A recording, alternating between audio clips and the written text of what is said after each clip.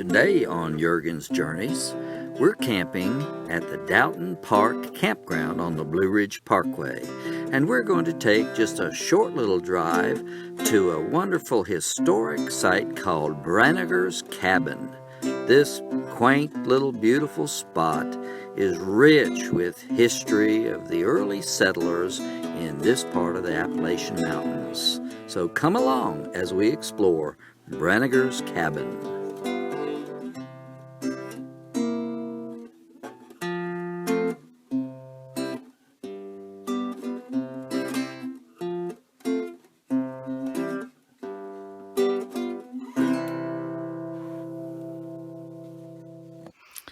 Well, it's kind of an unpretty day, if you know what I mean.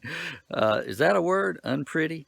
Well, you know, it's cloudy. It's not raining right now, and the Rottenbear's feeling kind of lazy. So I thought I'd run here to Brinegar Cabin, which is just a short distance from the Doughton Park Campground.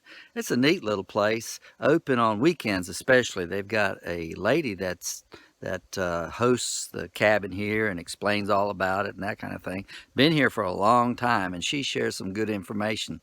I won't be here on Saturday, but I'm going to look around a little bit, and this might be a place you want to come and check out on the weekend. So let's check out this Brinegar Cabin. For nearly 60 years, Martin and Caroline Brinegar lived on this 125-acre farm, leading lives based on hard work, self-sufficiency, and an abiding religious faith. Descendants of their 3 children often come here to visit the home place. The Brinegars were not famous or rich, but they were important to their families and neighbors. In 1876, Martin Brinegar purchased this 125-acre farm from Henderson Cruz, Caroline Joines' uncle, for $200. 2 years later, Martin and Caroline were married. He was 21 and she was 16. There were many small communities close by where the Brinegars visited their families and friends, traded for supplies, and attended church and school. Martin collected stone to first lay the foundation and to later build the chimneys. Next, he cut chestnut logs and hewed them by hand on 2 sides. Then he notched the ends. With the help of his neighbors, Martin stacked the logs to form the walls. He chinked the logs with clay and covered the roof with oak shakes that he split with a froe. Martin covered the logs with clapboard siding on the outside and paneling on the inside to help insulate the cabin from the bitter winds that are common here in the mountains. Martin took his own trees to a local sawmill and had them cut into boards for the floors, siding, and paneling. Martin later added the shed addition, the second smaller room. This room was divided into a kitchen with its own fireplace and a bedroom. The Brinegars stored much of the food they raised in this building. The upper level was the granary where they kept their dried corn and buckwheat and hung their herbs to dry. After they butchered their hogs, they cured the meat in salt and kept it in the meat box here. The lower level was the root cellar because it was dug into the ground. It kept fruits and vegetables and canned goods from freezing. This is where Martin and Caroline stored their potatoes, cabbage, onions, apples, and other produce they harvested from their garden and orchard.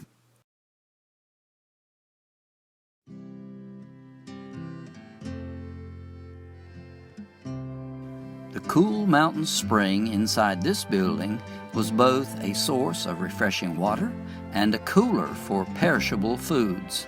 The Brinegars were known to say that the water was always 2 degrees colder than the morning. The Brinegars never had electricity, so the spring was their refrigerator. They placed their milk, butter, and eggs directly in the cold water.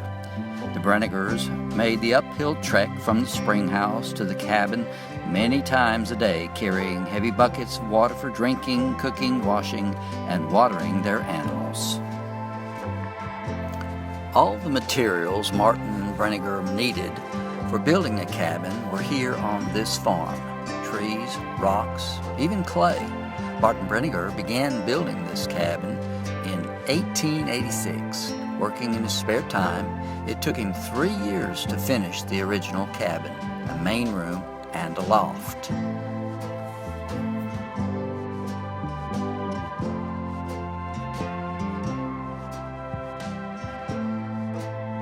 Martin and Caroline first lived in a one-room cabin that was already there. Their 3 children, Alice, Sarah, and John, were born at that cabin. As the family grew, Martin built the cabin that stands here now. Their last child, William, was born in this cabin but died as an infant. The Brinegars did all the usual work of living on a farm, raising crops and animals, preserving food, and cutting firewood. Martin also made shoes for his neighbors. He was a local justice of the peace and notary public, and for many years he served as clerk for the Pleasant Grove Baptist Church. Caroline made clothing for her family and augmented their income by gathering medicinal plants like bloodroot, snakeroot, and black cherry bark, and then selling them to nearby drug merchants. In 1925, Martin was caught in a storm on his way home from church and died from pneumonia 8 days later. He was 68 years old. The state of North Carolina bought the Brinegar farm in 1935 to become part of the Blue Ridge Parkway. Although Caroline had a lifetime tenure to stay in her home, she went to live with her daughter Sarah when it became too noisy here for her. Caroline died in 1943 when she was 82.